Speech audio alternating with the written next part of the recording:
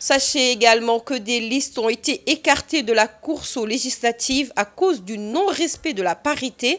L'enseignante-chercheur à la faculté de droit de l'Université Cheikh Anta Diop de Dakar estime que c'est dû à la non-acceptation de la loi de la parité ou que c'est juste politique. Elle estime que le verdict du Conseil constitutionnel montre une avancée du Sénégal dans ce sens.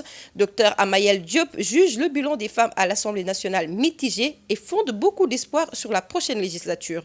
Ces propos que nous écoutons au micro de Aïssatou Faye Bodian. Situation pour moi qui a été très surprenante du moment où on sait que sans cette parité, donc les listes ne devaient pas passer, ne pouvaient pas passer.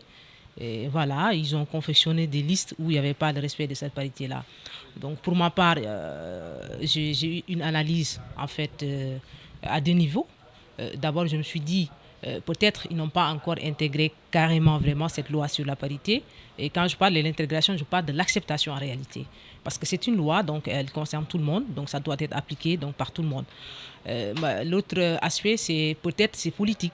Parce que tout simplement, vous savez, bon, on est en politique, on ne sait jamais qu'est-ce qui se cache derrière la confession donc, des listes. Écoutez, en fait, la loi sur la parité, c'est une loi. Et quand on parle de loi, la première chose que les personnes doivent faire, c'est quoi? C'est respecter donc cette loi-là.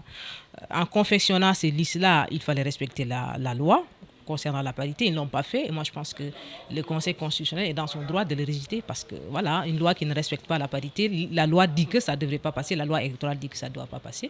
Donc, ça ne passera pas. Et moi, je pense que c'est une avancée. Et je pense que peut-être la prochaine législature, ils ne feront pas la même erreur.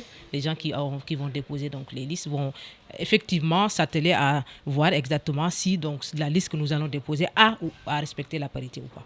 Bon, ce sera un bilan mitigé. Hein. Vous savez, moi je fais une analyse à deux extrémités. Je me dis qu'à l'Assemblée nationale, tantôt vraiment on voit des femmes qui sont capables de représenter les peuples. Tantôt, on voit des femmes peut-être qui n'ont pas compris pourquoi elles sont là exactement.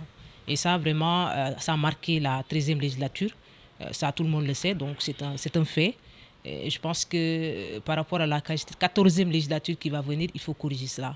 Parce que aussi, on ne peut pas réclamer la parité à l'Assemblée nationale et agir comme on a agi au niveau de la 13e législature. Donc il faut vraiment que nous ayons des femmes qui sont responsables et qui savent exactement c'est quoi le rôle à l'Assemblée nationale et qu'est-ce qui les attend donc, par rapport au travail qu'ils doivent fournir. Parce que je pense que c'est un mandat et c'est un mandat qui a été donné par le peuple.